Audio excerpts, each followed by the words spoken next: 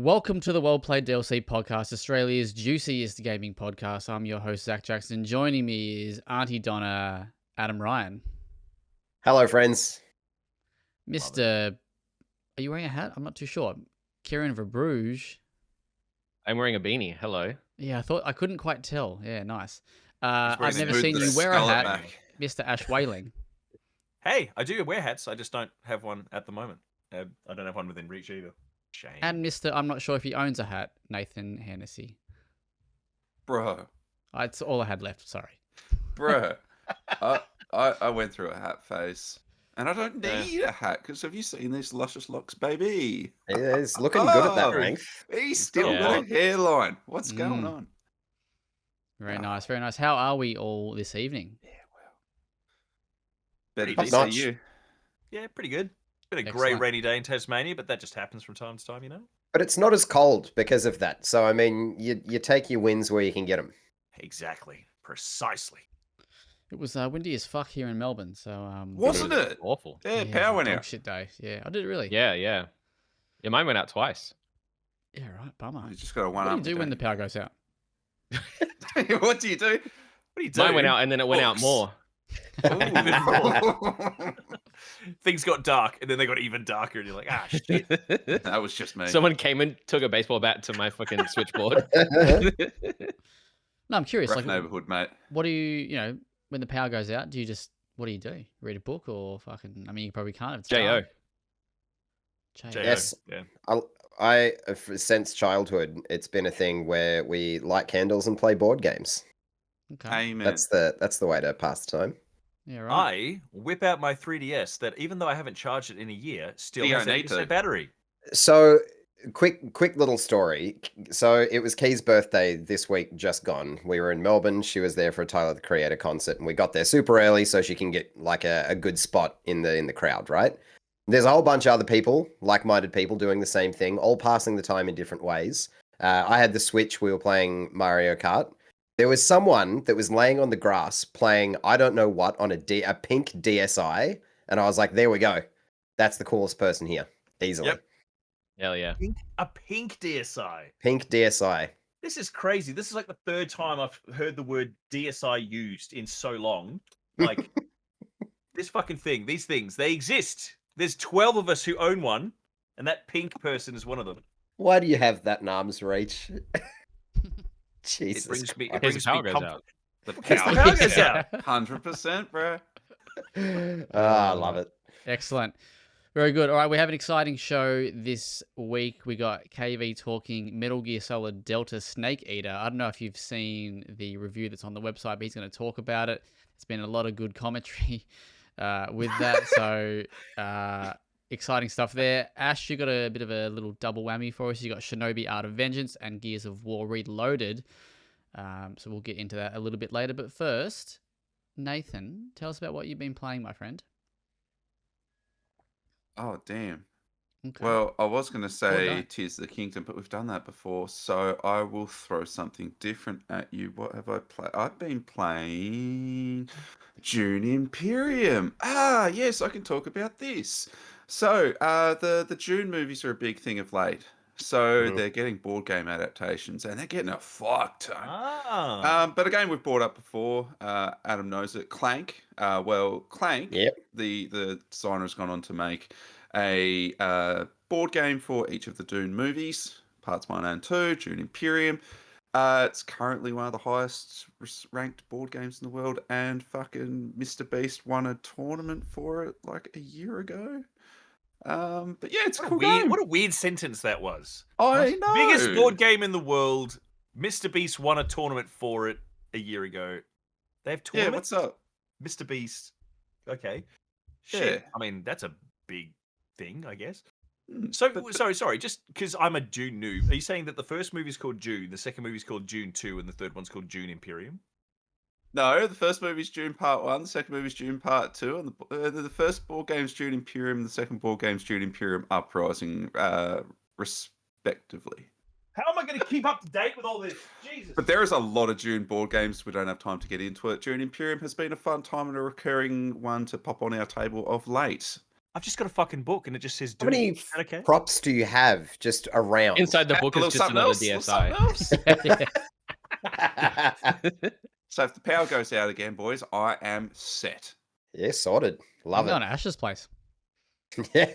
I've got enough DSIs to go around, apparently. Very nice. Very nice. Adam, what have you been playing, my friend?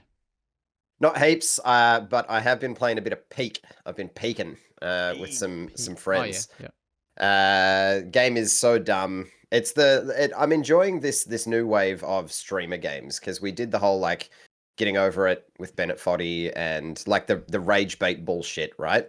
But this new wave of streamer oriented games like Peak and Repo, I can actually get behind because they're enjoyable to play and fun to play with friends, and it's not just purely there to like get a reaction out of someone. So yeah, long may this continue. Friend slot. Friends, That's love, great. baby. I love it. Ash, my friend, have you been playing anything that's not content? I have been absolutely pulsating with content, but there is one game I've managed to weave in amongst the others, and that is Time Flies. Hey, nice. If you haven't checked it out, I recommend it. It's just a tiny little game where you play as a fly and you have a bucket list of things you want to do before you die. But the issue is that a fly has an expected lifespan of about 83 seconds, depending on where you are in the world. So it's like Untitled Goose Game, except you die very quickly and you don't really get to mess with people that much. It's just, see the world, do fun things, have a good time. But it's brilliant, and I highly recommend it. It's on Switch too. It's on a lot of platforms, but I definitely recommend it. Excellent. KB? Other than content stuff, I think the only thing that I've been playing with any regularity is Sword of the Sea. Ah, which is good. Oh, That's what I wanted to as part hear. of the PlayStation Plus that's lineup. on. Shit, I forgot it was on PS Plus. That means I Yeah. can play it. Yeah. Very, very good. Very, very good. Nice. Where's it? How far are you through, roughly? I finished it. Oh, okay. It's not a very long game, maybe like 4 or 5 hours, I think. But yeah, How does it rank in comparison to the previous works, I guess? from Giant Squid, like Well, isn't it people who made Journey and whatnot? no. No, how? It- Not they made Journey? the Pathless, and Why do I think it was Journey? was it Abzu? Was the other one? Oh, okay. Maybe I'm Yeah. thinking of completely different Didn't people. wasn't one of the guys that did Yeah. Absu from Journey? Yeah. Possibly. There Okay, is right. Yeah, There- yeah. Okay. There is a bit of yeah, continuation that's there. Yeah. Okay. there is some crossover. So that gets But a in half that, I guess thumb in up? that vein of games, it's definitely like it's pulling a lot of all of the good bits of all of those other ones into sort of one thing, and then melding it with a little bit of Tony Hawk, because why not? Because why not? Fuck yeah. Excellent. I Very dig it. good. For me, I'm almost at the end of Dishonored 2. I am on the final mission. I'm at the final boss. I actually, Does the Oh, podcast God. just end when you finish that game? yeah, I'm at the final boss, and I just fucking can't quite get Wow. there. Beat me to well, it. I was getting too impatient. It was like 12:30, and I had died a couple times trying to figure out like what's going on. I've figured out what's going on now, and I was just trying to do it, and I wasn't in the right mind frame. But yeah, so I haven't gone back yet, but hopefully by this time next week it'll be donezo. This is a 9-year journey, let it be known. That Yeah. game came out in 2016. Ash reviewed it because I feel like we need like a full hour-long spoiler cast for it now that you've finished. Yes. I know. Oh, I Well, love that. I'm here for it. I gave Ash the option. Well, kind of. I was like, "Hey, Ash, I've got Watch Dogs 2 to review and Dishonored 2 to review. I don't really want to review Dishonored 2 because I really want to play it at my own pace. And I do love Watch Dogs 2. The irony. Are you happy to review Dishonored 2? He's like, "Yeah, I'll do it." I'm like, "Yeah, cool. After I finish Watch Dogs 2, I'll just go jump in and I'll play Dishonored 2." 9 years later, You finally got there you around go. to it. So Do you want to know a Thank you, funny little thing Christ. about me doing the Dishonored 2 review? I do. I felt I had not played Dishonored 1, so I immediately bought it and finished it as quickly as I possibly could before then booting it up. So I basically back-to-back the both of them. Nice. Both very That's good. That's a immaculate better way pace. of doing it than leaving it for 8.5 years and then deciding to go Basically, back what to I'm it. saying is Yeah. I've played the entire Dishonored franchise in about 12 hours. Oh, It's taken me God. 9 years.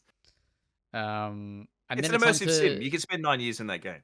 and then it's on to Death of the Outsider, and we'll be talking about that till 2030. And then Watch Dogs Legion. I think I reviewed that as well.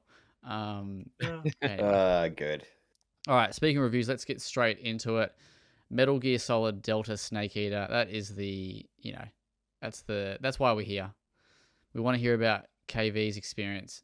He liked it, but does it need to? He liked it, but he questioned it. Yeah. Is that a better way of Well, phrasing it? how maybe I don't know if he liked it, but I think you said that people would like it. Yeah. I think that's Do we more it. start? Do we start at the end? Do we start at the end with the bit that I feel like people had the most issue with, which was the score that I gave it? Well, let's start with No, that. I'll come back to that. I'll come back to that. Okay, Let's don't come make back. it a treat for later. Yeah. Yeah. Look, we all know what it is by now. Metal Gear Solid Delta Snake Eater is Metal Gear Solid 3 Snake Eater, transposed from 2004 to 2025 in Unreal Engine 5. Essentially a one-to-one recreation of the original game. Some new like control stuff, some new camera stuff, a little bit of that borrowed from like the Subsistence version of MGS3 that came out way back when. Oh.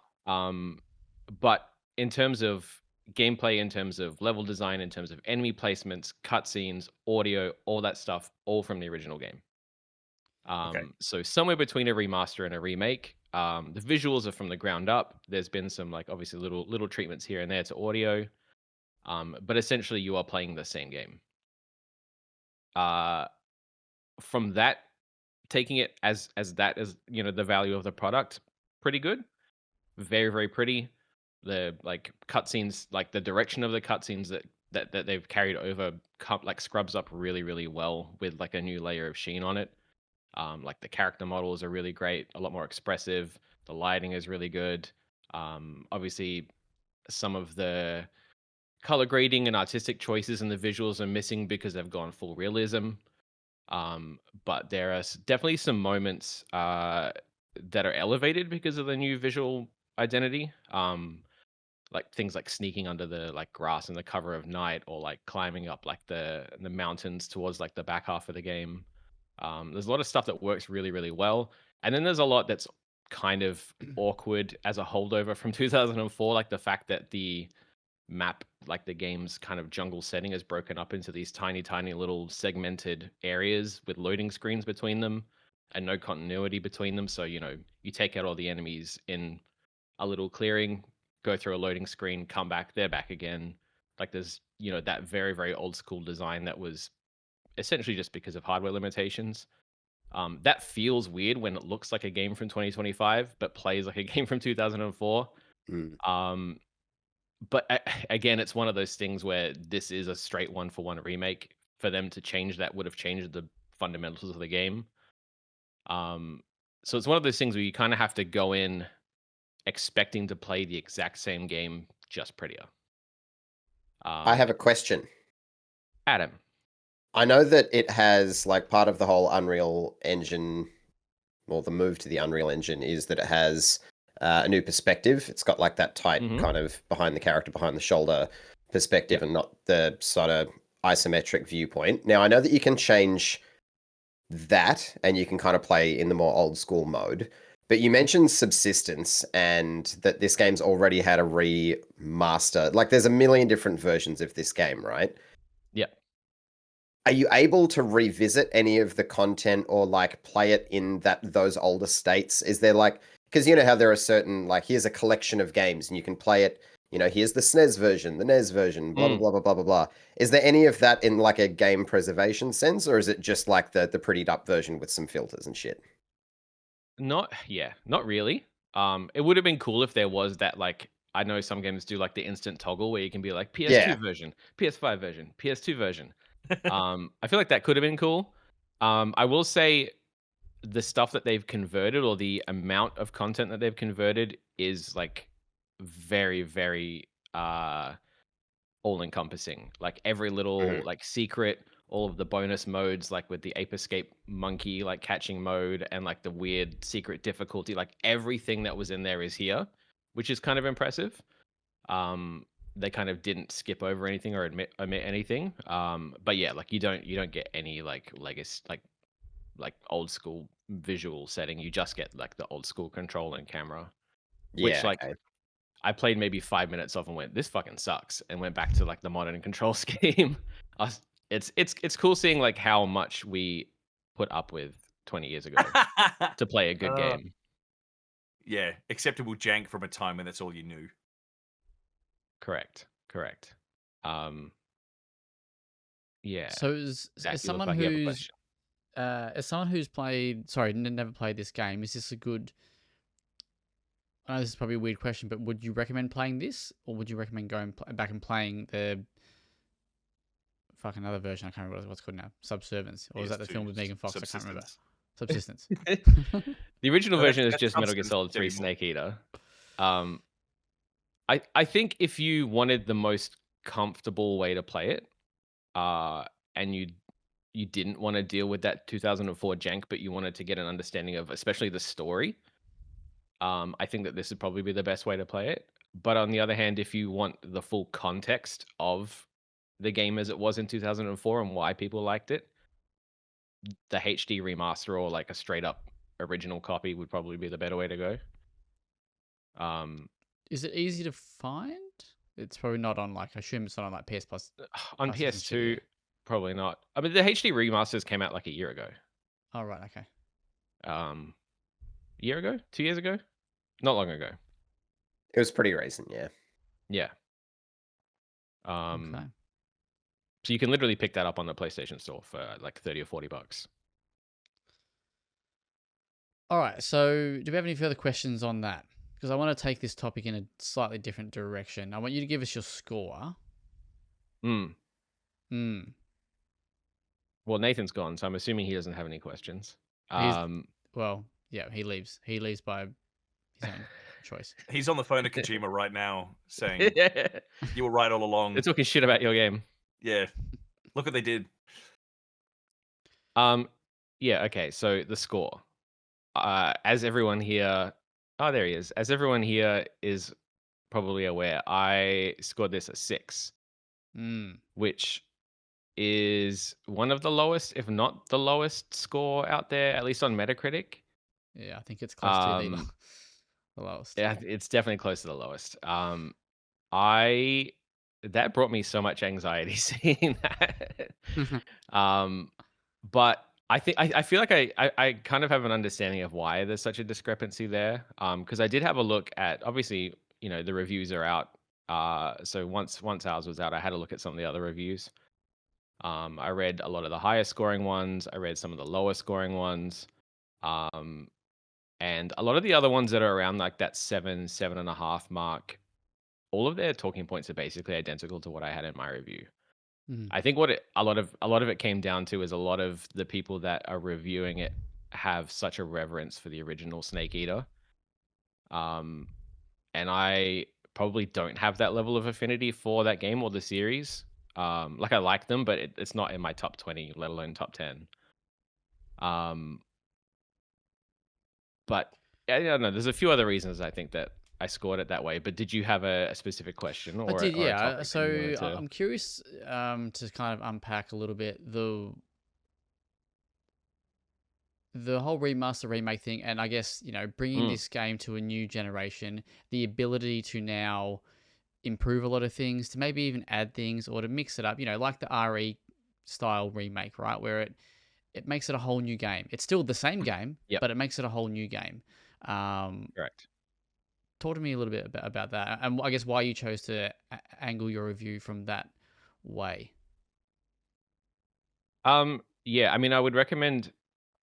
I don't want to plug myself too much, but I would recommend people do read the review because it is probably one of the things I'm most happy with recently that I've written. There's quite a lot of you in the review. I read it. Yeah, I was quite impressed with it. If you read that first paragraph, fucking hell. It's pretty personal. And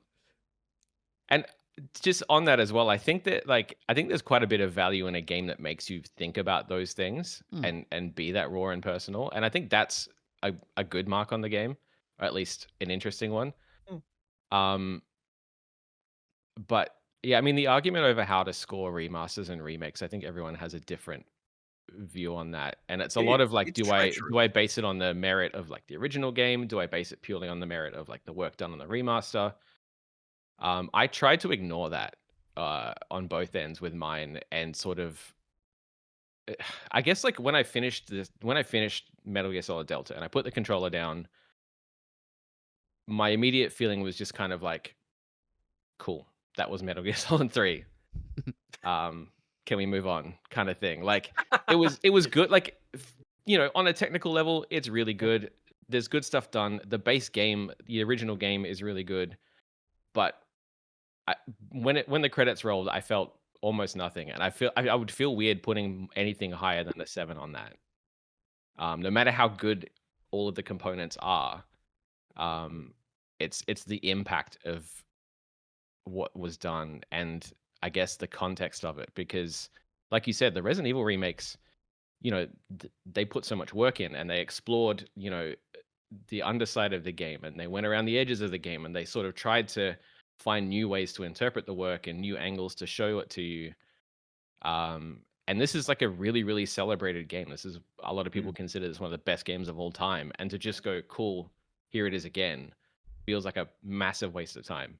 And those, probably hundreds of people that worked on it could have been doing something else, something new. And I think that was kind of all of that was what I was feeling when I put the controller down and the credits rolled. And I was like, well, I can't not give this a 6 at the very least. So, Mr. Pabrouge, Nathan here. Yes. You've probably answered this, and sorry if you have, but That's all right. did you play any Metal Gear Solid recently in the lead up to this, just as a kind of refresher or anything? I actually replayed the first one not long ago in the HD collection, like the recent remaster collection.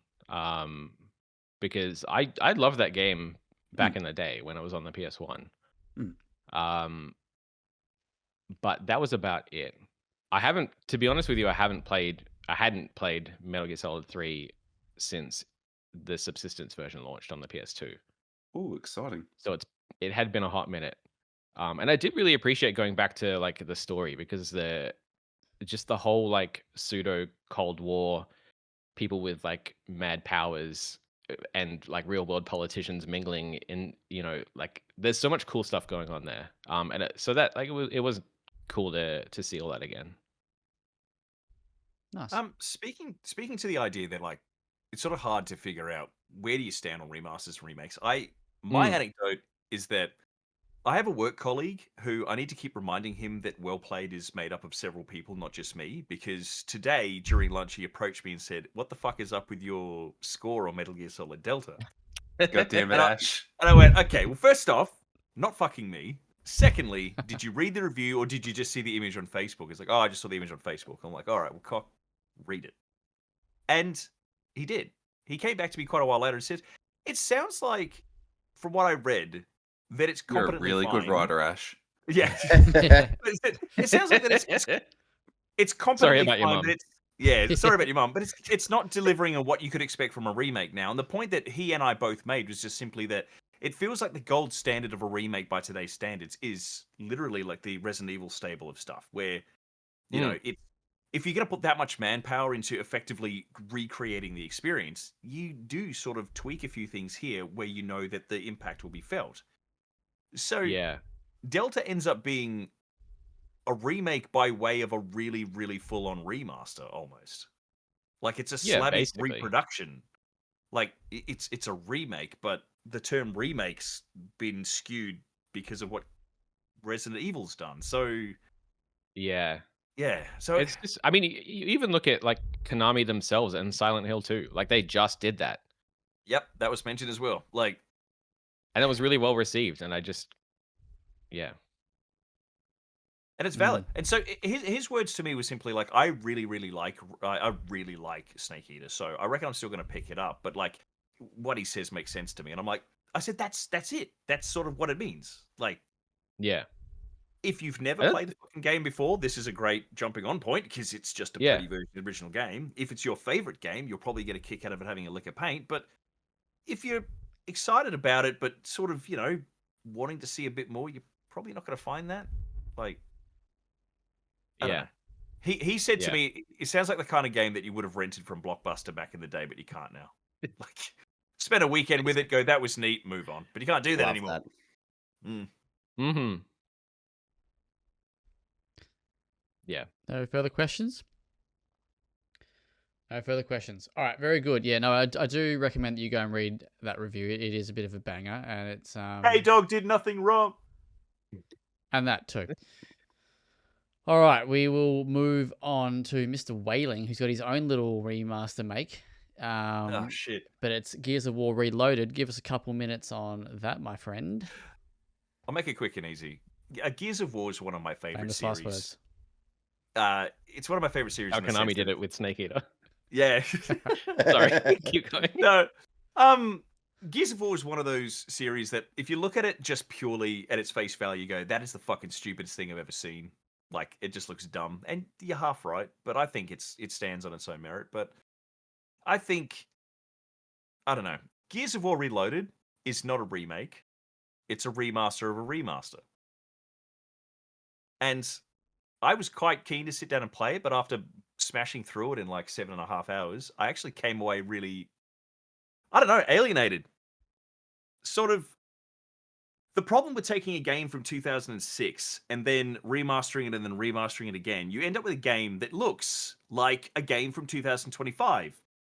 But under that slick coat of paint, it's still a Toyota, it's still a fucking, it's a Barina, right? It's a banged up Toyota Corolla. Like, for its time, it had this absolutely charming level of jank that you appreciated in the moment. But when you create this blisteringly high def, super 3D audio experience with incredible dynamic lighting, you just it's sort of that case of it's the game, warts and all, but now they're super high def.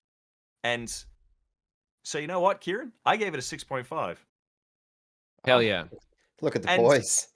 Look, this So is it's from better a than series Metal that Gear Solid Delta, is what you're saying.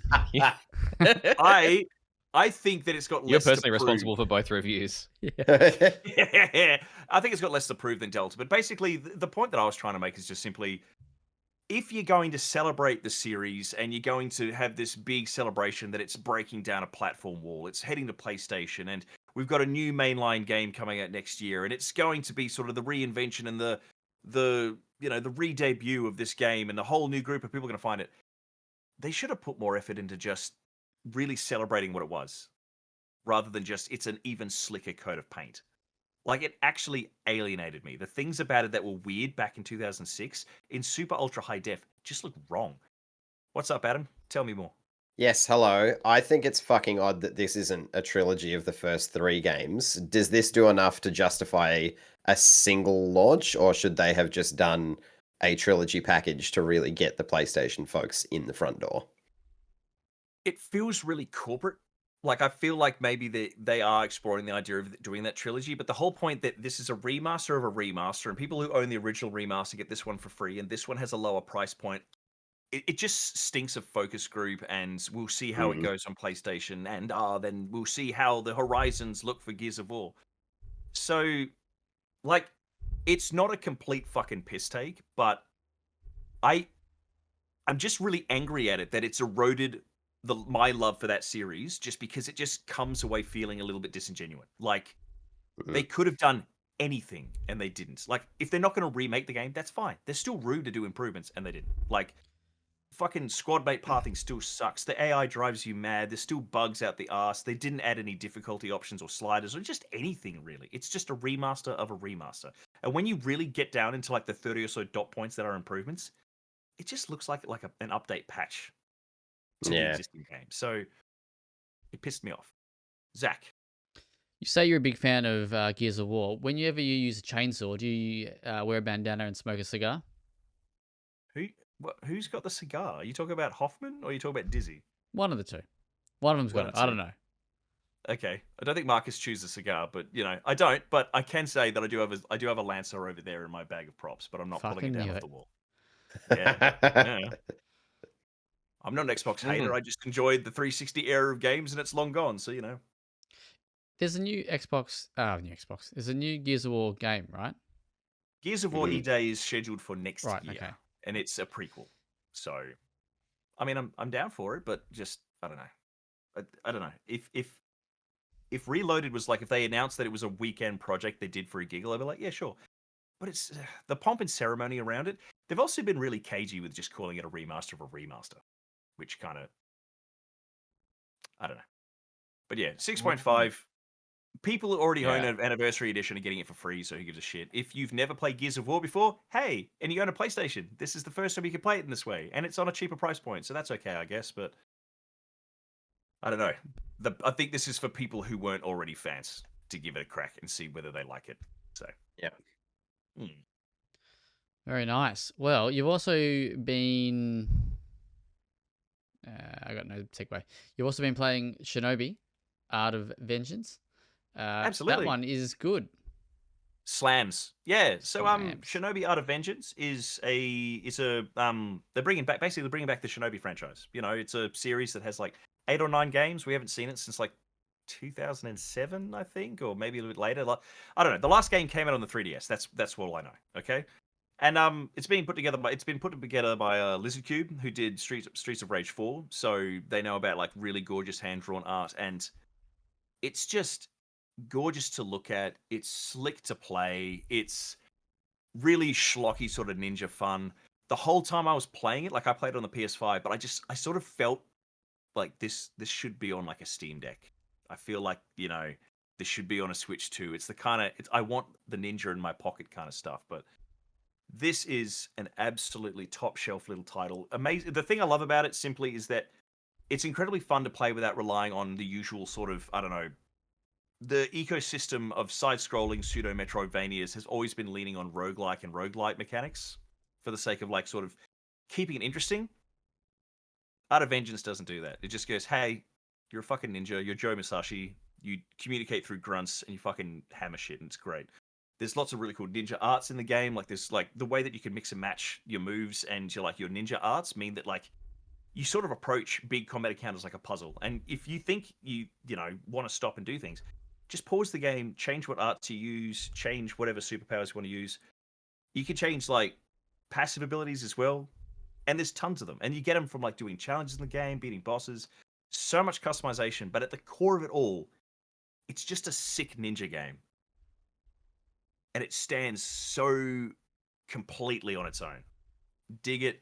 If you have any interest, there's free demos to play on. I'm pretty sure Steam definitely has one. There might be one on PlayStation, not sure. But it is a slam dunk of a game. And it's come out like, 2 weeks after the Ninja Gaiden game came out as well. And that's also a slam. So, like, if you're a ninja dude, you're eating so good right now.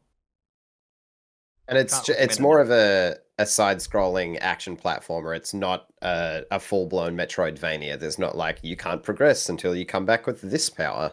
Yeah, I'd say it's a Metroidvania light in the sense that Yeah, like okay. you can go and revisit levels with new ways of getting around. It's some of the levels are actually sort of like this isn't linear. There's like a couple of directions, and you'll come back to the central location when you're done. But it's not overdone or overwrought where you feel like you're sort of like like the game has a map, but I've only opened it like twice when I was like I don't know where I should Sure. be going, and like it's like they're really restrained with it because they're sort of the focus is on what you're doing in the moment, whether you're ninja dashing away from scary shit like circular saws and flamethrowers, or whether it's a screen full of enemies, or whether you're surfing on a missile and running away from a helicopter with a flamethrower on the front of it because of course you are fighting a giant demonic ape and his robot stomping friends. Like Fuck yeah.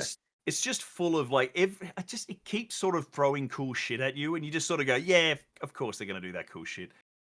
And I love it. The enemy variety is also way out there. Like there's so many different types of enemies, and they don't do that thing where they just sort of keep throwing more and more at you. They just sort of go, all right, there's 2 of these and 3 of these and 1 new one, and now there's 2 of the new ones and 3 of these little ones, and then you just every combat encounter is like a really cool puzzle. Kieran. Just jumping off of that, what would you say about like the difficulty level in this? Because obviously, like the old school, like Ninja Gaiden Shinobi games, brutally hard.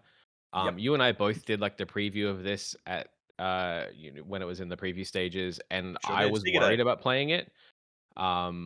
but then I was like, "Fuck yeah, I'm so good at this." I know. You sort of eat Like, shit how for a does it little bit. how does it go in the long run? So the game itself comes with base difficulty settings that you can choose. And I was playing on, like, I think it was called Master. But at any time you can stop, and it has dialer difficulty where you can play with just sliders based off what you want to do. Hell Now, yeah. I will admit to everybody here that when you're reviewing a game, sometimes you shit yourself thinking, if I suck at this, I'm not going to get it done in time. But like, I played through on Master and I hit one level that was crushing me, and there was just so much damage going on that I think I turned down the enemy slider for like 3 encounters, and then I put it straight back up again. And it wasn't because I felt like I can't possibly get past this. It was just more that, like, the level of involvement needed for me to master this is going to take too long, and I don't want to get frustrated and get angry at the game. It was a luxury that I chose. And I think that's great. Because if people want to put it on, oh, I think that I should, make enemies have less health, but I have less health too. Let's make that a difficulty setting. I really dig it. But yeah, Nice. it's the fact that it's really customizable. It's perfect. You can play the Shinobi game the way you want to be a ninja. So why not? Excellent.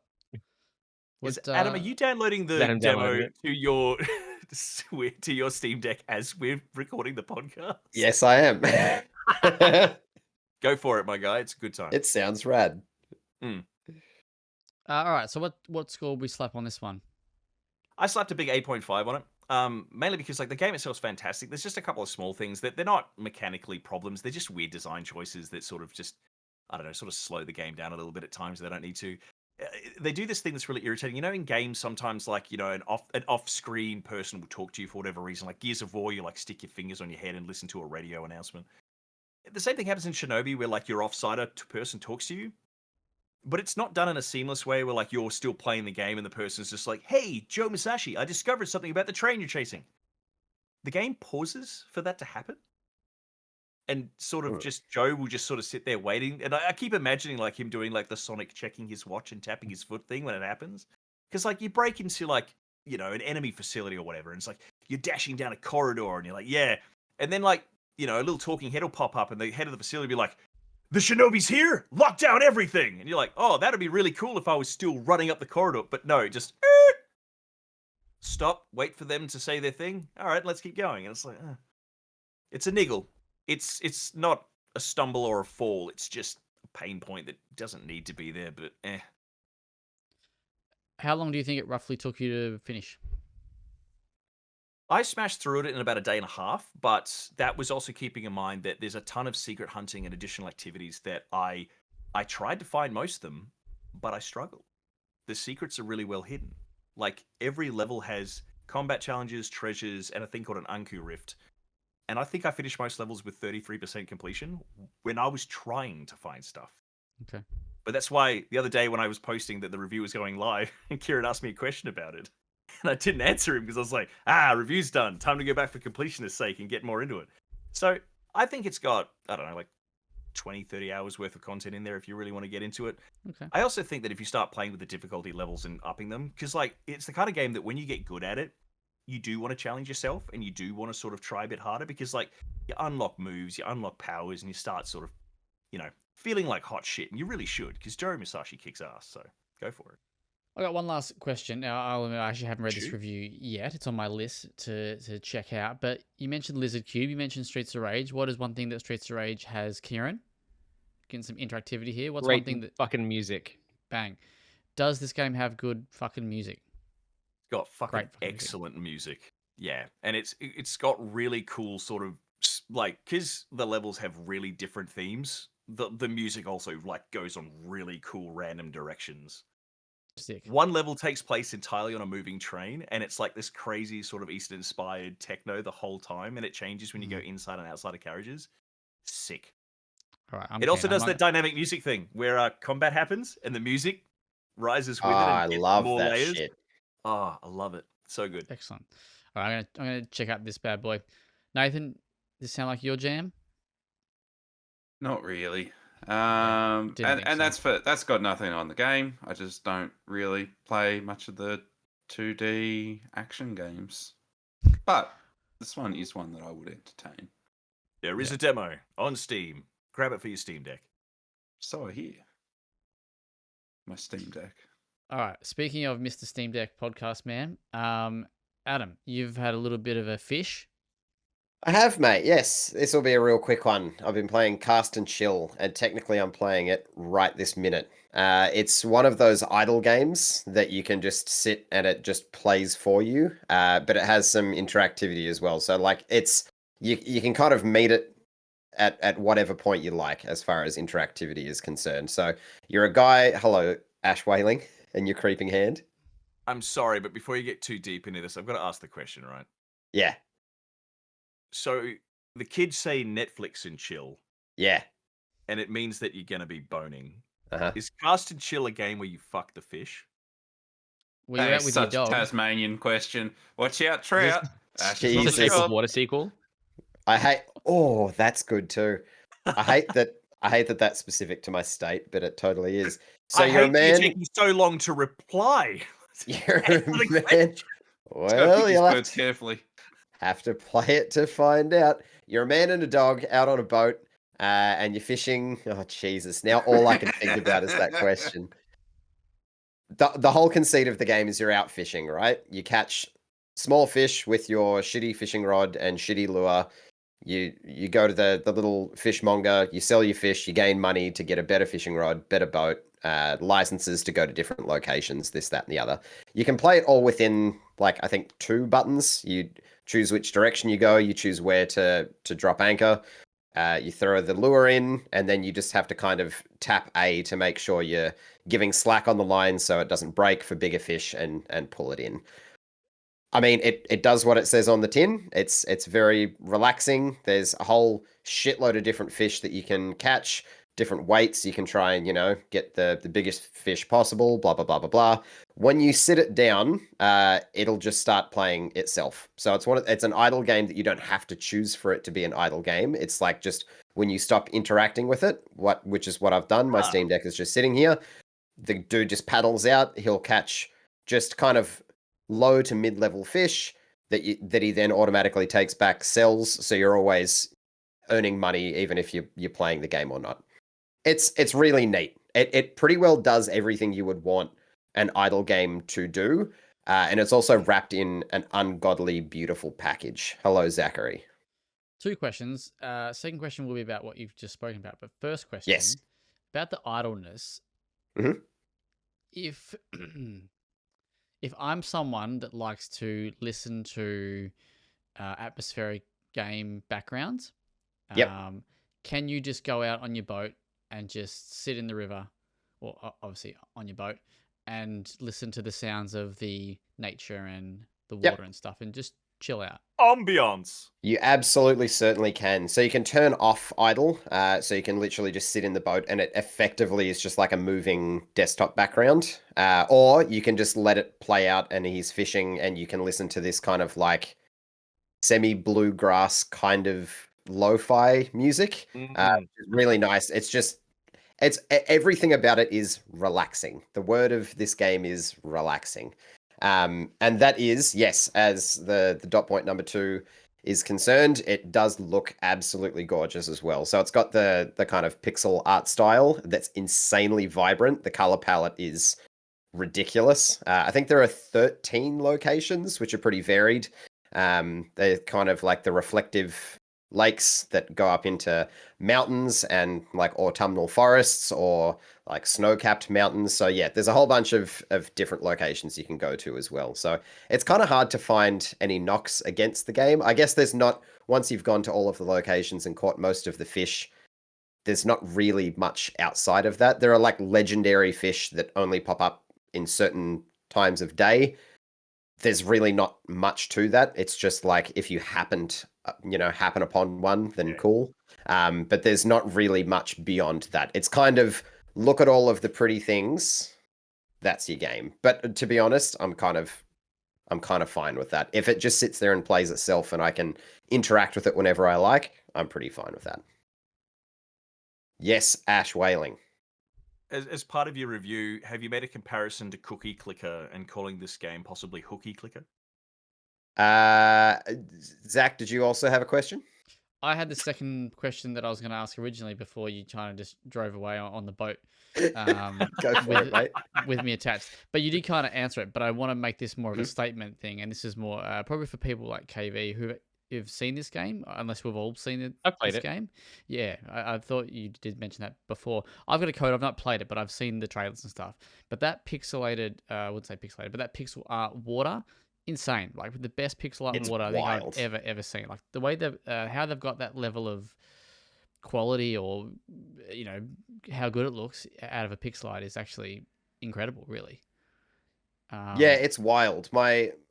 I think there's probably some Wow, trickery it is pretty afoot of course. somewhere. I think it is essentially just a backdrop, and then there's like just another asset there to kind of make it look reflective. But however they've done it, I don't care what trickery they've employed, it looks Devils, aren't they? fucking phenomenal. Like it is gorgeous. And as there are different times of day as well, so you'll get like the full gambit of, early morning sun, midday, and then the afternoon sunset as well. Yeah, the game is drop dead gorgeous. Yes, Zachary. Can you eat the fish? No, you're selling the fish, mate. Selling the fish Okay. Does the dog When eat do you the fuck fish? When do do you you fuck them? on. You have to find all of the 13 legendary fish. You boys go and do that, and then you tell me if you can fuck them. Does the Well, I dog can little eat see that challenge for you. it's on mobile, so I can do it at work. All Yeah. right. You can fuck the fish at work. Very good. So right. Tasmanian. Depending on your job. All right, Adam, if you had to put a score on this bad boy. I'd dance around an 8.5 or a 9. Like I said, it does everything you would want this kind of game to do. It's really hard to find nitpicks here. It was similar to Dystopica, another game that there's like fuck all to it, but it does it amazingly well. It's like a cyberpunk city builder. Another Aussie Similar, game too. Another Aussie game, exactly right. It's another one of those. The game is asking nothing from you, and it just gives you everything it has. It's a phenomenal little game. I really, really like it. Is Cast and Chill Aussie as well? It is, yeah. Oh, Wombat slam. Brawler is the developer. Oh, what a great div name. Oh, I Mhm. love that. I think it's like 2 people, isn't it? It's a tiny team. I thereabouts? think 2 people Yeah. is right. Very good. Excellent work. Nathan, you going to go for a fish? For a fuck? We need to get off the fish fucking. But look, I don't really play idle games. I've got nowhere in my life for them. But I appreciate the idea of them. And this one, the visuals, the sound, everything. I'm down. I'm cool. What genre do we need to talk about today, Nathan, for you to want to get involved? Yeah. I just love the concept of a I'm game trying that to needs put this zero chapter of my life attention. behind me, and you keep I'm pulling just- me back. I'm just thinking, right? Nathan's like, I don't have time for a fucking Don't have time for a idle game that plays itself. I've got all the time for a fucking Still requires me to 6,000 year JRPG that's going to take I half think- my life away. I think it's a dark backstory where we realized that Nathan was addicted to idle games at one point. He had like an 18 million per click like cookie clicker, and he's like, I can't.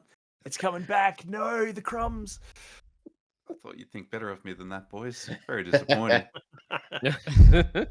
You give us the blanks, we'll fill them in. No. Oh, I love it. Alrighty, that wraps up the reviews. I got no idea if there's any shout outs. Adam, can you confirm? Actually, I think there is a There shout out. are the only shout out that we would probably have would be Hurdling, which would be Mr. KV, Fabrouge. give me 30 right seconds here. on TV hurdling. shout out. Fucking good. All right, nice. So the other news, probably the biggest. We'll go into the news, but we've got a little bit of a conversation to be had. Very quick one, a little round table here. But Gamescom has just occurred. Lots shown off. Probably not a lot of the big names that, or a lot of the big announcements as such, that we get in the other Jeffy shows. But this one had some good stuff. So I want to quickly go around the room, and if there's a couple of little things you want to call out.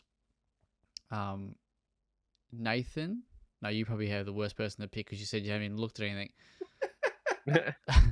I'll come to you. I've only last. got one. I've only got one if you want me to quickly mention mine. I don't. Cool. Let's go to Adam first. Fuck, I hope I Correct. have your one. That would be amazing. If you do, I've I'll got- find you. I've got 2. The obvious one is Lego Batman Legacy of the Dark Knight. It's essentially Batman Arkham, but in Lego. And that, talk about tight jorts. Holy shit. And it seems to be compressing all of like the cinematic Batmen into one kind of game. It's sort of doing a Skywalker Saga thing, isn't it? Where it's like all of It them is, yeah. just- yeah. And the gameplay looks fucking excellent, and there's difficulty Arkham. sliders and everything. It's Lego Arkham, so get me around that. The other one is John Carpenter's Toxic Commando. I've been waiting to see more from this for ages. And Back for Blood didn't scratch the itch that I was hoping it would. Nathan would agree. So this, I'm hoping, is going to jump in and scratch the itch for me, because it does look like a good bit of fun where you can switch your brain off and play with a couple of mates. I didn't know that about you, and now we've got something else in common, my friend. 'Cause Yeah, I buddy. thought that looked pretty neat. Saber. Damn Excellent. right. All right, Ash, give me your one. Dawn of War 4. Oh yeah, I Or was as never it going to say shall- that. As it shall henceforth be called, Dawn of 4. You Anybody? can't keep doing this. I can and I will.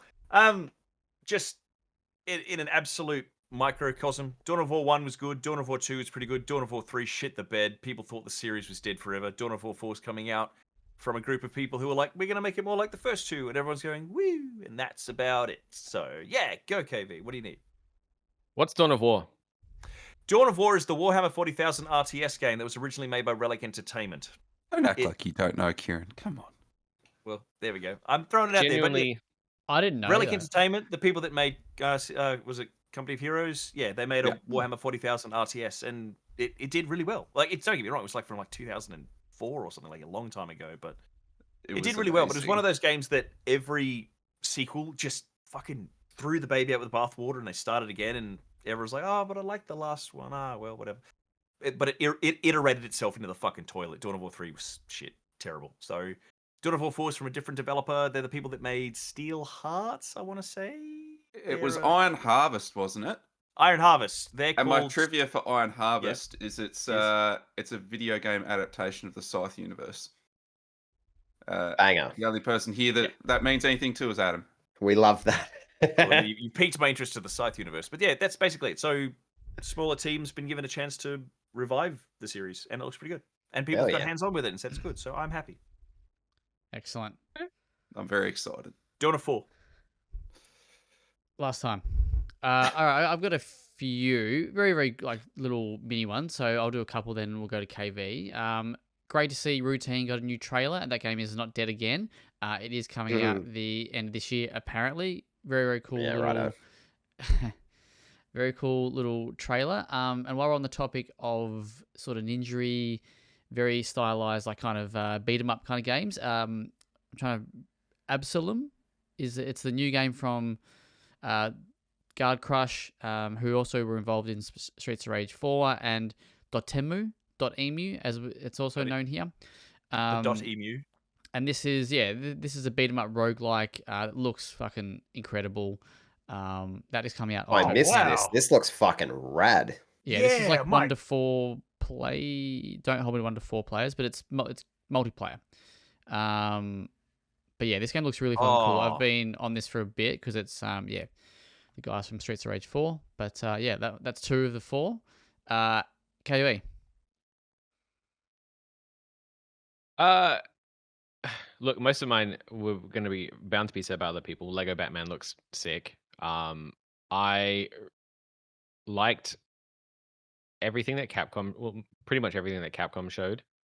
I thought the looks at those games that we already knew about, but like got a deeper look at, were very good, especially Pragmata and all the previews coming out. exists. It just looks like a game that would have stood toe to toe with Binary Domain back on the PS3, and I fucking love that. Yes. Sweet.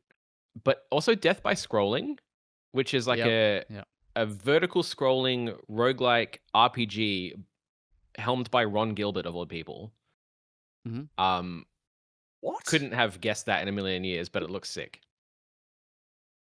Very good. I missed Nathan, that Yep. entirely. Did you manage to find a couple before we come back to me, or? I did, mate. I did. I did Alright. my homework while you were Proud of you. waffling away, so I handed it in at the last minute. So I've got two. I haven't. So full disclosure, I haven't yet watched the opening live or the future game show. But from the Gamescom side of things, the opening live, we got Lords of the Fallen 2. Reveal trailer. I like the theming of this thing. It's what do they call it? Heavy metal fantasy. Sure, that's it does that. Yeah. I'm getting now blasted on the socials with marketing for John Carpenter's Toxic Commando. Every time I go online, I'm seeing ads for this now. So they're really going, they're going whole hog on that. So I'm seeing it everywhere again. Hopefully they'll scratch the back of the blood itch. But I think I'm more interested in the future game show just on the little titles I've observed because we got a Hell Let Loose Vietnam. Our Melbourne folks, can't remember the Yeah. team, but Are they still working on that though, or did they? I thought they sold the rights to that. I know. Oh, did I think they they? did. I think they sold the Oh, rights. I don't know if they're heartbreaking. still working on it though. That I could be wrong. It might be the publisher might have changed and they're still working on it. So don't. I thought they did. I think you might be right, mate. Expression Games are working on Vietnam. Yeah, still I've never. Expression. Is that the team? Is it? Yep. Is that our Melbourne So folks? Yeah, did Expression the- Games, excellent. Did the publisher change? Nope, still Team 17. Yeah, Oh, still okay. Team 17. Don't know where Talking I heard that. directly at your ass. I'll I- fact check it though, because I bet you there's something. Leave it with I'm me. actually so delighted to see this because Hell Let Loose Please is a fact game check. that we bounced on when it hit PlayStation Plus. I don't know if you guys remember. I don't know which one do. of you played it with me, but I- we I played bounced with you. immediately. Yeah. Yeah, I come back to it later on, and it seems like it's something special. And then the only other two I mention is Anno 117 or 117 Pax Romana. I know that's going to be hectic over there in like Western Europe. They love it in Germany, but I'll give it a check. And Den of Wolves. Den of Wolves got another gameplay trailer, which I haven't seen. I watched after this, but we really want to see more of Den of Wolves because we are GTFO peeled over here. How do we like Excellent. that? I think Adam wants to maybe apologize for something. Yep, January 2022, Black Matter sold the game to its publisher Team 17. So Black Matter was our Aussie boys. That's why I didn't recognize the name. Yeah. All right, Thank you, mate. Adam. They call me the fucking king. They don't actually, but Who are these people in the no room one. with us now? no one does actually. All right, a couple Oh, more. We well. got another little look at, I think, Replace, which looks really cool. That's Cyberpunk end of 2026. Hell yeah. Yeah. There were two separate things. The sci-fi cyberpunk thing that's futuristic. It's coming end of 2026, which looks really cool. Valor Mortis, not really one for me probably, but I do like the looks of these games. This is that Napoleon, almost said Napoleon Dynamite. Napoleon Souls-like game. I thought of you as soon as I saw that game. Yeah, Yeah. it looks like this is a game. It's kind of like Greedfall, right? Like I'll watch the fucking trailers all the time, but I won't touch it really. And there was one more quick one that I've forgotten. So if anyone's got any others they want to, I have another Yeah. one that I think might be the one potentially that you're thinking of, which is 1348 Ex Voto. I don't know if that's that might be tickled the that brain might- at all. that- It's that's not what I'm after, but I think that name rings a bell. Yeah, third-person action-adventure game set in 14th century Oh. Italy. brother, you know what? Yeah. You know what gets me. Yeah.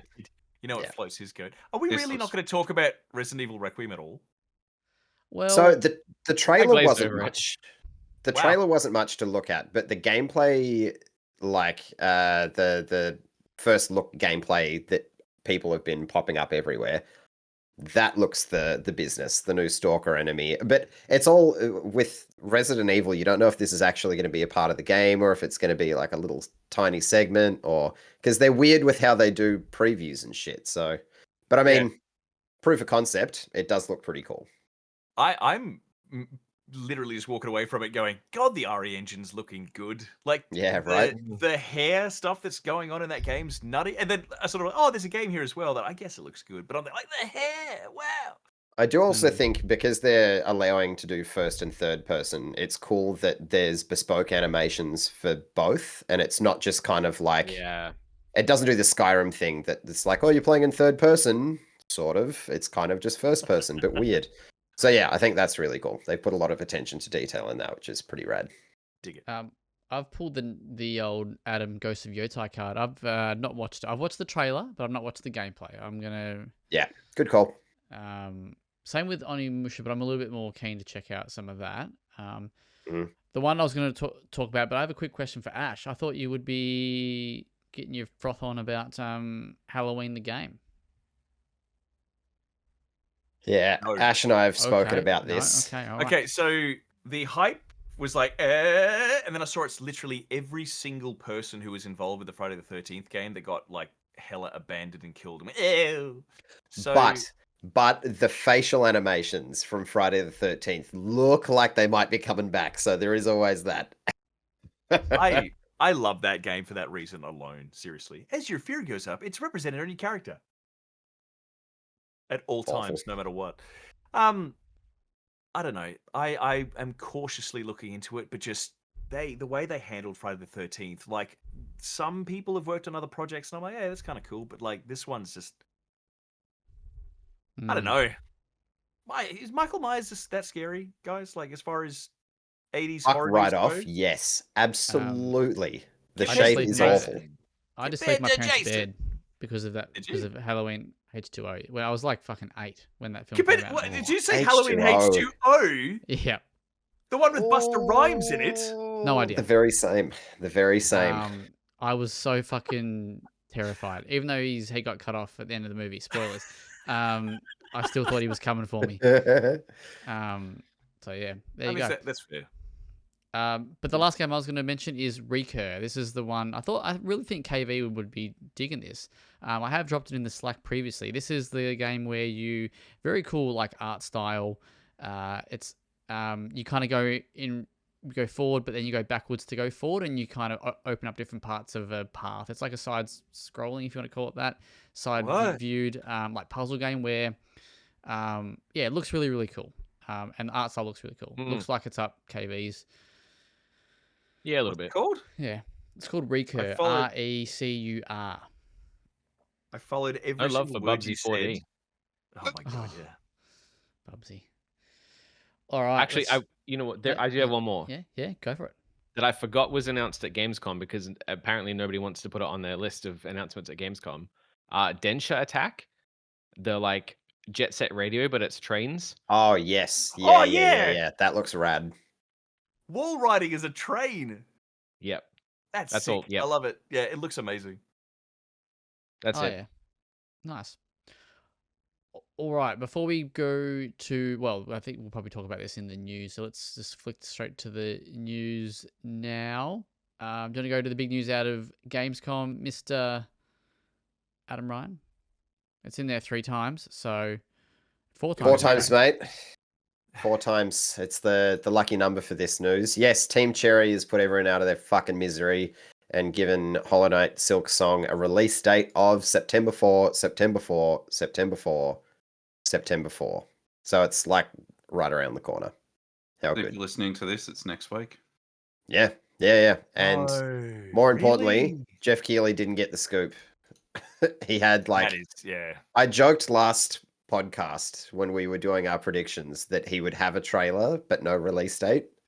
But somehow that was the truth. And then the release date got announced 2 days later for reasons.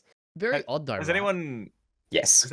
has anyone followed the Jason Schreier story about like the true secret behind why it's taken so long? No, not at all. In simple terms, it wasn't in development hell. It was in development heaven. They were just taking their sweet goddamn time, not stressing, and just doing it at a pace that they felt comfortable with. I'm That's so it. cool with that. Like, I think at one point, I think in the interview, Jason Schreier was like, "So, did you make use of like management tools like Jira or Trello?" And then it's like, "What's Jira? Is it a software?" Not knowing had- what Jira is sounds That's blessing. amazing. I know. I'm reading it. I'm just like, I've had to learn "Oh." what Jira was. I'm so You sorry. poor soul. Yeah, but it wasn't development hell. It was development heaven. They were just taking their time, having fun with it. It's ready when it's ready. They actually feel a little bit bad now there's a release date because there's like so many people. There's a whole meme economy that they know they're going to kill overnight. So, Mm. But I hey, guess on that though, they have the luxury to do that. Not everyone probably kind of. Yeah, they has definitely that. do. Yeah. And from that giant, what's his name? Jason Schreier. Jason Schreier, Bloomberg. Story. They talked about the review codes. So there's gonna be no early reviews. It's all gonna be at launch because they being Team Cherry felt that it was unfair for the backers who backed the game originally before it even was a game. Was just DLC. But it was unfair that people played it before that. Yes and no. Yes and no. I I mean, I'm not yeah. going to do the review, but why can't you do None of both? us are, obviously, not beforehand, at least. Yeah. Interesting choice. I see it that way as well. Like, I mean, I understand where they're coming from, but there's like, it's the position of the critic is to help you, not in some ways. Like, I don't know. If you're confident in your product, it'll be fine. I don't know. Yeah, I slam it with the think they masses. also said that they just didn't want to. They just didn't have the resources to do it, and just couldn't be fuck paying for it. So they got other things to focus on. Do they pay you, Zach? What's that? Would they normally pay you? Who's the payment go to when they send out the codes? What? Yeah. No, if I'm we're gonna talking blow about, the like- whistle on the whole reviewing secret No, cabal thing. like paying like an agency or something. He let slip. It's out. It's out there. Who's actually The review Jack alarm. Jackson's rates were too high. That's why they're not doing review codes. Who I didn't play the is first one. actually going to do the Silk Song review? Who's the gamer among us that's a Hollow Knight fan? It's gotta be I'm going to KV. pull a Zach and take my time with it, so I'll see you in 9 years. No, you're gonna take a Team Cherry approach to it and just fucking do Yeah. it in sweet time. You Touche. get it when you get it. Touche, I Ash. don't know who's actually played Silk Song. Wait, no, Hollow sorry, Knight? sorry, Nobody sorry, plays- sorry. I mean, Yeah, I people played like Hollow Pax Knight. did a long time ago. Hollow Knight was great. Never played it. Yeah, so I haven't played wouldn't- it. We found him. There you There go. he is. Nathan's on it. Hey, Sorry, he's You Yeah. might mate. be the only one that's played Hollow Knight here. I've played it before. I haven't played it to completion. I have It's played I- the game. brutal. It's I've so had it hard. installed on my PS5 forever because I intend to play it. Yeah. But intentions It's being like- jack shit. I think I've It's like- started it like 5 times. It's got that Sorry. Souls approach to difficulty, and it gets so hard in the back half. Well, it'd be better practice, mate, because Same. it looks like you're on the. Looks like It's you're on alright, the bro. Silk I'll just Song. hit up. You're I'll up. hit up Adam if I need a hand. No. That's it. All right. Any other news you want to chat about? Sorry, any other other news? Yes. There are two other news items. Pete Parsons has left Bungie. He is gone. So You he's reckon he been drove away? he's been the studio lead since about 2015. He has been the role has been taken up by Justin Truman. His last role in the company was general manager of Destiny 2, doing a great job of that. And yeah, it Wow. comes off the back of Bungie having some struggles, not just with Destiny 2 in being in kind of this weird nebulous state, but also Marathon being Marathon and the controversies around that. And then, yeah, post-acquisition from Sony Interactive Entertainment, it's just kind of in that weird spot where they left them with autonomy, but maybe that's not what they needed so much. I think they maybe needed a firmer hand. Which, who knows, with there being new leadership, maybe that's on the cards. Kind of hard to know. And the little farewell ditty was kind of... Wasn't there a statement upon his exit where he just said, it seems like the right thing to do in relation to current player sentiment or something? It's like... Yeah, effectively it was like... everything's on fire. I'm a head out. See ya later. Like... Well, it's literally, it's the Bungie.net little thing is called Passing the Torch. The It's torch the is... same torch that set everything on fire before he left, the like- entire torch Parsons is the on to- fire. Why at is it this not point. Parsons the torch? Oh, fuck. They really missed a trick there. That's a good one. That is well. very good. Pete is But passing the torch. yeah, it's very much the old the Clarkson meme of like, oh no. Anyway, so yeah, who gives a shit, right? Anyway, the last little bit is that Kojima already knows what he wants to do for Death Stranding 3, because of course he fucking does. He was doing a panel at Saudi because the Death Stranding 2 like world tour is still going on for God knows what reason, because the man likes to get about and talk. And he said, when someone asked about Death Stranding 3, he said, I'm not planning to do that at the moment because the ending of Death Stranding 2 was my finale for 1 and 2. But I've already wrote the concept for Death Stranding 3, so I have that in data. I hope that someone would create it for me, which I think is a great way of saying, I'd like to see it, but I can't be fucked. 100%. Yep. Love it. Valid. But that's it for the news items this week. Excellent. All right, Nathan. 2000 film of the week, baby. Give it to us. All right. So you know how I like to hit you out of left field with my religious flavored films. Oh, It's Dune. fuck.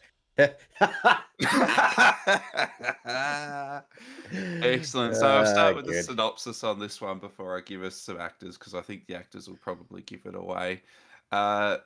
Remember, this isn't the last temptation of Christ, and we've done the Passion of Christ. So this is about a married couple who experienced the death of their infant son. To Keep try it and get light. over this. Jesus. Yeah, I know. Well, we're talking about Jesus. Exactly. You can't keep it light. So in order to get over this, they retreat to a cabin in the woods to grieve. Things go wrong where the man experiences strange visions and the woman becomes increasingly violent, experiencing violent sexual behavior and sadomasochism. I'm going to give you an actor. He is and has been the great Christ. This is Willem Dafoe. Oh, Starring across from Charlotte Gainsbourg. We've got an infamous penis mutilation scene in there. So rather than the stigmata, we got the peen-mata. Dongmata. The dong-mata. I've not The seen this, Rigmata. but I know. I've given you guys know half of the it. title like 6 times. Dong, Yeah. dong. Dong. Dong. Passion of the Dong. Mm. Do you want to No, start with? Do you want to start with countries it's banned in, and which European country we have to import this from? Like Jesus. It probably has been banned in some countries. It's not. I hey? mean, no, it's not Cabin in the Woods. That's ridiculous. No. No, No, it is a hyphenated title. is it? So 1/2 words. It's like it's here, but it's not here. What else can I give you, say? It's here, not here. It's a Lars von Trier film. Yeah. Director of Shit, Nymphomaniac, Melancholia. Yeah. Yeah. That makes shocking sense now. I have no idea. I Nah. want to know, I can but not for the reasons you think. somewhat I think see I the wanna... cover, but I can't think. I just can't picture the name. I hope I Yeah. get one where you guys give up. That'd be so satisfying for me. I'm giving up. I'm done. I've Oh, tapped yeah? out. I What? do not know the name of this Oh, film. wait, no. Kieron, rest with Because you. I was like, this is pre-2000s, but no, it's not. It's Antichrist. Correct. One Oh. for the KV. Good lad. Hey. And is Oh, that the man. movie where people were like banging on about Willem Dafoe's giant dick? Am I thinking of the same film? No, that's every film, but also he does get his penis mutilated. So Oh, good. But I feel like there was That's like very off-camera talk confronting. of him having a massive penis. Oh, this is a known thing. He's got the biggest dick Yeah. in Hollywood, so therefore he always Yeah, needs a penis okay. stand-in. Yeah, Yeah, cool. you don't want Yeah, causing yeah. injury. Yep. Penis standing. He's 'cause got it's a too stunt big. dick. Sorry, in this scene we need an average sized penis, Willem. You need to step out for a minute. What year did that Jesus. come out? 2009. Where does one That's find this way film more to recent than I watch? thought it was. This film's uncomfortable to watch. I have watched it. I would recommend it. It hurts. It Do you is know how I also know a it's trip. uncomfortable to watch? I looked it up to find the cover, and like in images on Google, there is literally the penis mutilation scene, not the cover of the DVD. I'm like, oh, have I seen a poster for it? Oh, that's Willem Dafoe's massive hog. Anyway, moving on. All right. Well, any off topics we want to talk about this week? Anyone listening to the new JVB album? Yeah, baby. Yeah, it's good. Abso-fucking-lutely. It bangs. That is. It bangs. Zach feels very left out. Normally I he do. takes the initiative on the music talk. He's I been do. too busy Have you guys listening heard to the throat New singing. Wind Waker? Oh, it's actually out. How good's Don Brocco? Okay. No, fucking. Why'd I cop shit for that? Because That you know we have to every once in a while to keep you honest. you But mean yes, every the new week? JVB album bangs. I love the kind of anxiousness around growing up is a Yeah. through line throughout the whole album. That- It's that track with Rebecca Black is fuck good it. as well. Oh, How it's good's such a Rebecca banger. Black in the post era? Yeah. of her Post career? Friday Like, era. yeah. Yeah. Yeah, on Saturday. On Saturday era. Saturday. I like that. That's good. Fuck's sake. There's a line in a song called "Have to Cry," and I think the line is "Don't let a breakup ruin your makeup." And I thought, well done, boys. It's great. Mm. My any off other topics would off-topics? be that I, hence the hat, went to see the comedy group Auntie Donna a Auntie couple Donna. days ago, which was a great old time. And then we went and got burgers afterwards, and the man himself, Broden Kelly, walked in and decided to sit down and have a chat with us and asked us all of our favorite parts of the comedy show. So that was fantastic. Did it make you chuffed? Oh, I was so chuffed, mate. I was so Did you chuffed. get a photo? I did Did get a photo. actually. I Yeah. did. Good man. So Kieran can confirm on this, but you'll just like randomly see Mark Banana at just like a bunch of these fucking gaming events Yeah. around Melbourne. So I don't know, man. Like it feels kind of unfortunate for you because you're probably paying good money. Oh, no, Kieran just flashes a smile. Yeah, look at him in there, Aw. looking all angry. I had met Zach previously when I worked at EB Games. He just randomly came in, and I was like, "Hey, you're Me? Zach." Not you Oh, dickhead. right. Okay, I was going to say, what the fuck you talking about? Back from- But yeah, lovely Yeah. man, Broden. Lovely, lovely man. I rescued them when they were lost in Launceston. I Hell yeah. ran into the boys minus Broden. I was sitting down having lunch in Yorktown Square, and they walked in and literally were like, where is this? And I just said, "Hey, are you lost?" And they went, "Actually, we are." I was like, "Cool." That's so funny. Nobody Amazing. who's not local to this place comes in here. This is where they used to hang people, you know. They're like, "Oh, Jeez. oh." It went from you being helpful to it sounding like a threat. I mean, just to be kept fair- eating my wedges. I'm like, "This is where we hang comedians." For them to have wound up in Yorktown Square, don't they need to like take a straight alleyway? So they've kind Yes. of like they've Honest taken to a God, gamble already. every entryway into Yorktown Square is like get Kinda mugged dodgy. alley, get called a slur alley, and possibly get sexually assaulted alley. And they picked one of them and walked in. Mm. And of course, I'm just in there. And they eating my met lunch. you. Yeah.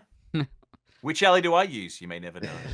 Ah, fuck. Friends of the podcast, Auntie Donna. It looks like I feel like we've all.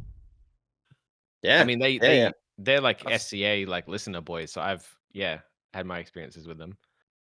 That's also Um, true. Yeah, mate. Bona Just fide on St. friends of the Jackson. potty. Haven't those boys done well? Very nice. Any other I off got it, topics you Ash. want to chat about this week? I watched Wolfman on Netflix. Oh yeah, that's okay, I guess. Yeah, it was fun. It was fun. Yeah. I love how you were losing enthusiasm as you were saying your line. Yeah, You're like, Yeah. absolutely. oh, that's a film, I guess. I think Ah, I've seen three, whatever the latest episodes of Alien Earth is. Is it good? 3. I haven't watched it yet. The third I'm episode's not- the best. I'm not loving it.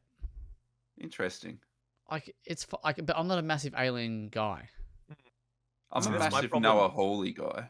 Yeah, I am a That's- big Alien guy, and everyone's raving about it, but I'm like, the concept doesn't appeal to me. And Yeah. I think I that's what it they is can for make me it too. appealing. Just yeah. don't know. Also, speaking of fat dicks, Fassbender doesn't get his fucking, his Prometheus out. So I need to. Hang on, rewind who? What? Wait, what? I missed that. Oh, you have to go back and watch the replay. Oh, Anyway, this has been the WellPlayed DLC podcast. All right. Any other off topics before we go home? Done. we're done. Sure. Send us. All right. Welcome. Welcome. Thank you for listening to this week's Welcome. episode of the WellPlayed DLC podcast. You can check out the content on www.well-played.com.au. You can go to the socials, YouTube, WellPlayed_AU. Ash has got a very beautiful and actually quite good, not that any of your work is not good, but it's like, no, sorry. It's like, it's actually gone pretty viral. Like it's going, Well doing received. big numbers for us. So there's an interview with the Borderlands 4 dev team, which you can check out, which is very good. Yeah, that's wellplayed_AU. The same at for Twitter. Wellplayed is, God. Blue Sky is just at Wellplayed. Facebook's in there as well. Fuck it. Good luck. All right. Jesus Christ. If you got any of that, There's the name again. fucking, you'll love it. Boys, pleasure. See you next Never a time. privilege. I guess it was. All right. Farewell. See you later. Bye. Cheers. Bye.